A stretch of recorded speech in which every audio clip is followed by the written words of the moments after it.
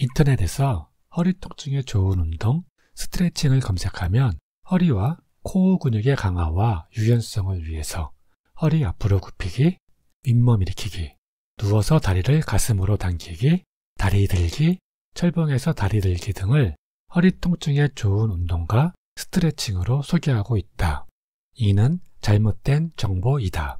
스포츠 재활병원 의사와 트레이너, 그리고 1편에서 소개한 맥길 박사의 허리치료와 역학, 정성근 교수의 백년허리에서는 허리를 앞으로 굽히는 동작은 허리 디스크에 압박을 가해 디스크가 뒤쪽으로 밀리게 되며 이런 동작이 쌓이다 보면 수액이 섬유륜을 찍고 튀어나와 추간판 탈출증이 될 수 있다고 한다. 그래서 일상생활의 모든 자세와 운동을 할 시 허리에 자연스러운 곡선을 유지하는 것이 좋다. 걷기는 허리 통증에 좋은 운동이다.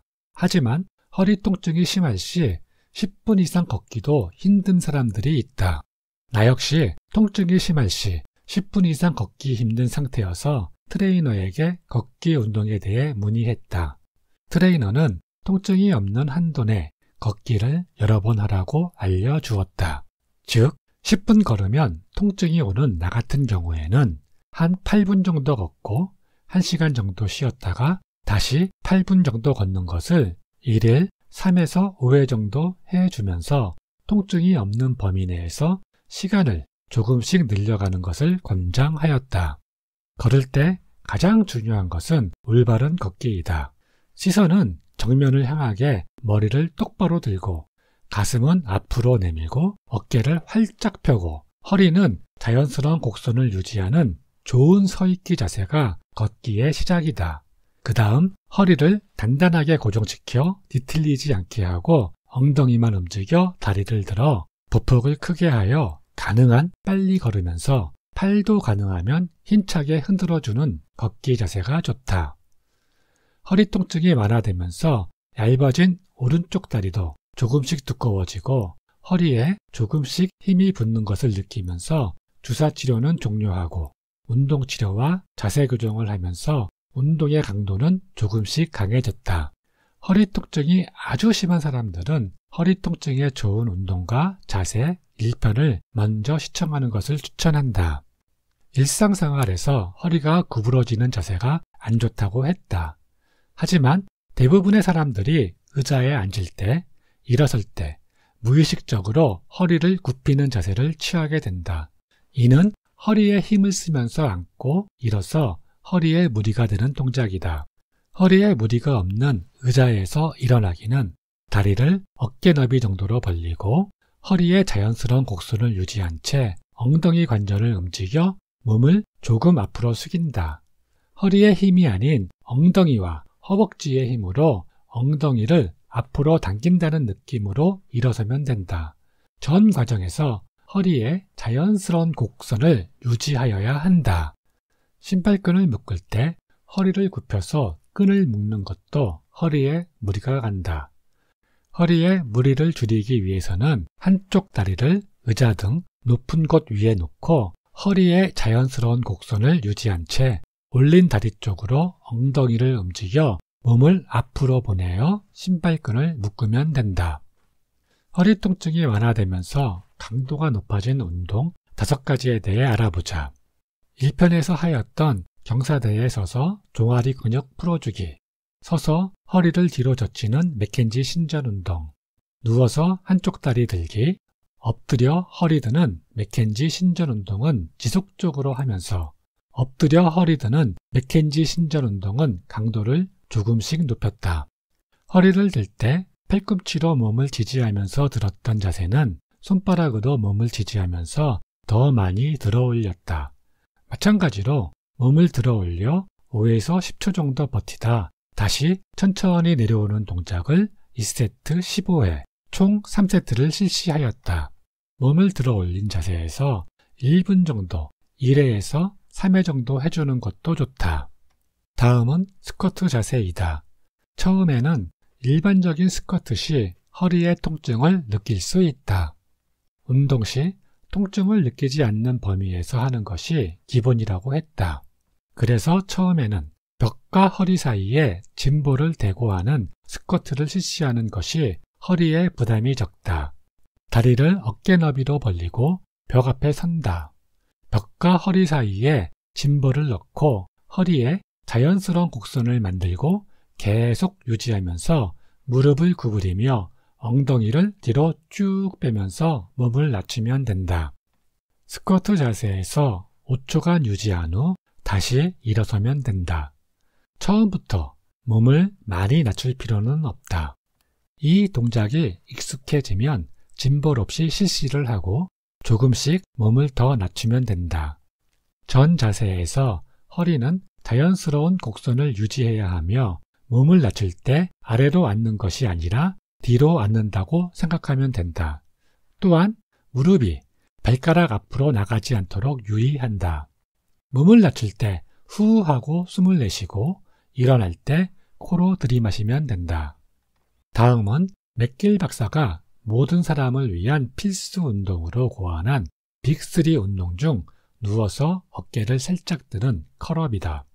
등을 대고 바닥에 누워서 손을 허리 아래에 놓아 허리뼈가 동작 시 바닥에 닿아 평평해지는 것을 방지한다. 한쪽 다리는 곱게 펴고 반대쪽 다리는 구부린다. 목과 허리는 가능한 움직이지 않고 복근에 힘을 주면서 머리와 어깨만 살짝 들어 올려 5에서 10초 버티다가 다시 원위치로 돌아간다. 1세트에 구부린 다리를 바꾸며 10회씩 총 3세트를 실시하고 몸을 들 때 후 하고 숨을 내쉬고 내릴 때 코로 들이마시면 된다. 너무 과도하게 어깨를 들어 올리면 목이 굴곡되는 나쁜 자세가 되니 주의해야 한다. 다음도 맥길의 빅3 운동 중 하나인 사이드 플랭크이다. 복부, 옆구리, 엉덩이, 허벅지 근육을 자극하는 운동으로 처음에는 무릎과 팔꿈치로 몸을 지지하는 방법으로 한다. 옆으로 누워 한쪽 팔꿈치로 상체를 지지하고 엉덩이는 살짝, 무릎은 90도 정도 구부려 바닥에 놓는다. 체중을 팔과 무릎으로 지탱하며 엉덩이를 앞으로 밀어 펴주면서 들어 올린다. 머리부터 허리, 엉덩이, 무릎까지 일직선으로 5초간 버티다 원래 자세로 천천히 돌아온다.